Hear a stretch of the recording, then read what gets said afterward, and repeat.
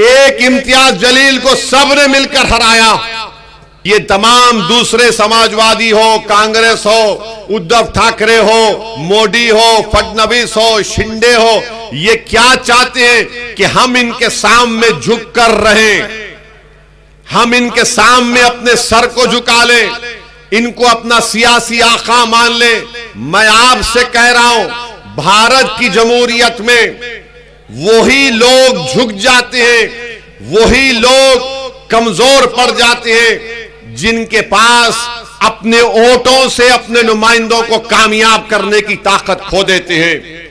कमजोर वो है जो हराने के लिए लड़ता है। ये फर्क है कमजोर और ताकतवर में। अगर आप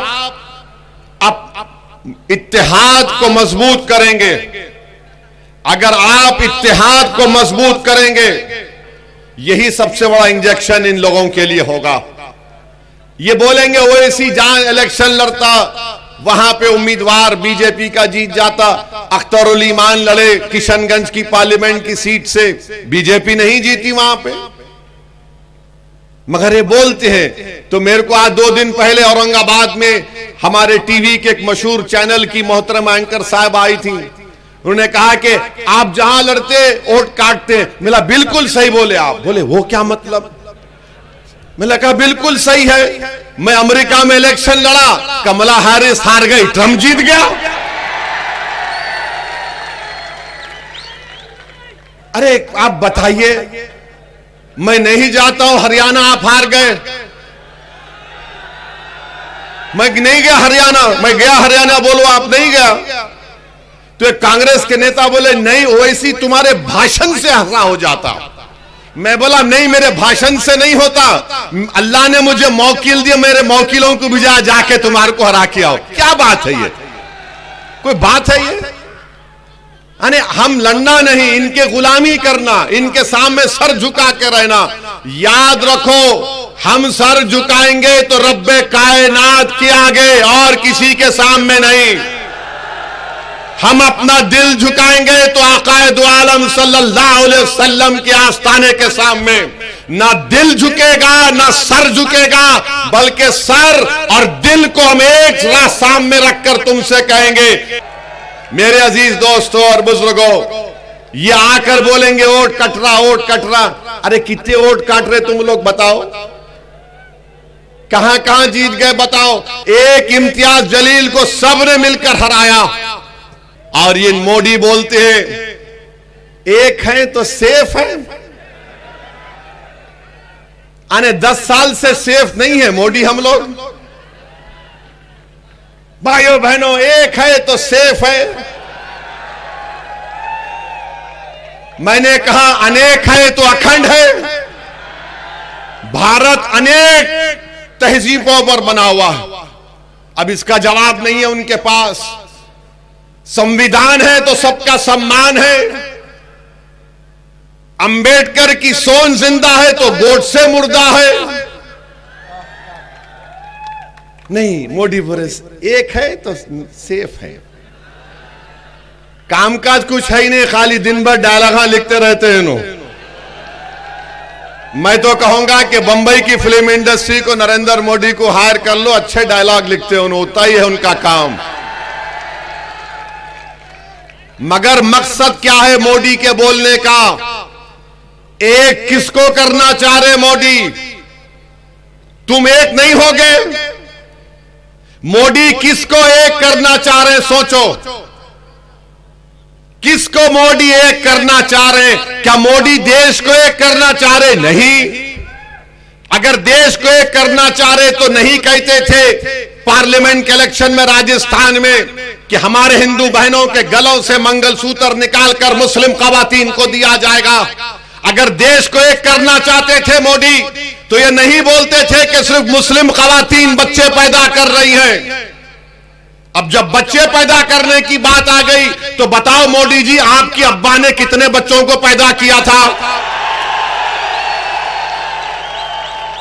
अमित शाह के अब्बा ने कितनी औलाद को पैदा किया बताओ? अब कोई संगी उठ के बोलेगा ओवैसी तुम्हारे कितने बच्चे? मेरे 6। तू नहीं किया तो मैं क्या करूं, मेरी क्या गलती उसमें, बोल। अब तो आप सुनो, ये बोलते ना हमारे मोदी बोले हमारी औरतें बच्चे पैदा कर रही ज्यादा, ये झूठ है। टोटल फर्टिलिटी रेट मुस्लिम खवातीन का बहुत गिरा है, सबसे ज्यादा गिरा है। ये बोलते नहीं है संगी लोग। मगर अब क्या हो रहा है कि आंध्र प्रदेश के चीफ मिनिस्टर नायडू है, तमिलनाडु के स्टालिन है, वो बोल रहे कि जुनूबी हिंदुस्तान में आबादी गिरी, तुम पैदा करो पैदा करो पैदा करो पैदा करो। अब कोई गलत मैसेज मैं नहीं दे रहा हूं, नायडू बोल रहे पैदा करो, स्टालिन बोल रहे पैदा करो, अब मुसलमान बोल रहा है, ये क्या किस्सा क्या है भाई। मोदी बोल रहे हम पैदा ज्यादा कर रहे, ये लोग ज्यादा और पैदा करो बोल रहे। आप बताइए कितना झूठ है। तो एक किसको करना चाह रहे मोदी, देश को एक नहीं करना चाह रहे मोदी, वो अपने वोट बैंक को एक करना चाह रहे हैं। मेरे अजीज दोस्तों और बुजुर्गों, देश एक था, है और रहेगा, मगर देश एक कैसा है, मुसलमान है, हिंदू है, उसमें ओबीसी है, दंगर है, माली है, दलित है, सिख है, ईसाई है, जुनूबी हिंदुस्तान, मशरकी हिंदुस्तान, ये सब अलग अलग तहजीब कल्चर का हिस्सा है, ये मिलकर एक होता। मगर मोदी क्या बोल रहे, सब कुछ छोड़ दो, खाली आरएसएस की आइडियोलॉजी को अपना लो, एक हो जाओ। और आरएसएस की आइडियोलॉजी क्या है, इस देश में एक समुदाय रहेगा, एक कल्चर रहेगा, एक जबान रहेगी। इसीलिए मंजलिस कहती है कि अनेक है तो अखंड है। हम मोदी के इस एक है तो सेफ को नहीं मानते। अरे मोदी, तुमने नहीं कहा था दिल्ली के फसादात में कि कपड़े देखकर पहचानो, आपने कहा था ये, और फिर बोलते एक है तो सेफ है। 4 साल से चीन भारत की सरजमीन में घुस के बैठा है। मोदी ने देश को झूठ कहा था कि ना कोई घुसा है ना कोई घुसेगा। चीन बैठा हुआ है डेमचाक में, डेमसांग में, पांगसांगसू लेक में, 65 पेट्रोलिंग पॉइंट में से 25 पे पेट्रोलिंग नहीं कर पाते, बफर जोन बना दिए। मोदी जी, ये देश की जमीन है, आपकी जाती जमीन नहीं है, जहां पर चीन को आपने बिठा दिया। और एग्रीमेंट चीन से हुआ लद्दाख के मामले में, और अरुणाचल प्रदेश में पेट्रोलिंग कर रहे हैं। अब आप बोलेंगे भिवंडी में ये क्यों बात कर रहे हैं, इनकी झूठ को बेनकाब करने के लिए। मेरे अजीज दोस्तों और बुजुर्गों, फिर ये देवेंद्र फडणवीस आजकल रातों में भी मेरा वजीफा पढ़ रहे हो। अब बोल रहे ओवैसी तुम हैदराबाद से आए, हैदराबाद चले जाओ। देवेंद्र फडणवीस तुम समझो इस बात को, तुम अपने दिमाग से निकाल दो इस बात को कि फडणवीस बड़ा है, ओवैसी छोटा है। फडणवीस ऊंची कुर्सी पे बैठेगा, ओवैसी नीचे बैठेगा। नहीं फडणवीस, ये तुम्हारी दिमाग की गलती है। बाबा साहेब अंबेडकर का संविधान ने सबको बराबर बना दिया।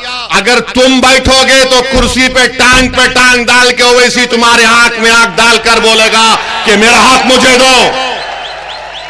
और देवेंद्र बोल रहे नहीं तुम हैदराबाद से हैदराबाद को चले जाओ। अरे देवेंद्र फडणवीस सुनो, हमारे अब्बा आदम अलैहिस्सलाम, हमारे अब्बा जब दुनिया में आए तो अल्लाह ने उनको कहा है भारत में आए। अब्बा पहला कदम भारत में रखे। ये जमीन मेरे बाप की है, कोई नहीं भिजा सकता कहीं भी मुझे। इन्हें बोल रहे हैदराबाद चले जाओ। राहत इंदौरी ने अच्छा कहा था देवेंद्र फडणवीस के बारे में, शायद अब के जो फैसला होगा, सुनो फडणवीस, अब के जो फैसला होगा वो यहीं पर होगा। अब के जो फैसला होगा वो यहीं पर होगा। हमसे अब दूसरी हिजरत नहीं होने वाली। जो पाकिस्तान जाना था जा चले गए, जो वफादार थे तुम्हारे मोदी के और उद्धव ठाकरे के सामने सीना तान कर खड़े होकर बोल रहे हमारा हक हमको मिलना, अब हम मस्जिद को जाने नहीं देंगे, वक्फ को छीनने नहीं देंगे। अब इन्हें बोल रहे जाओ, नहीं जाते। क्या करते तुम? गोली मारते मारो गोली, जेल में डालते डालो जेल में, मगर तुम्हारे इन बातों से अब कोई डरने वाला नहीं है।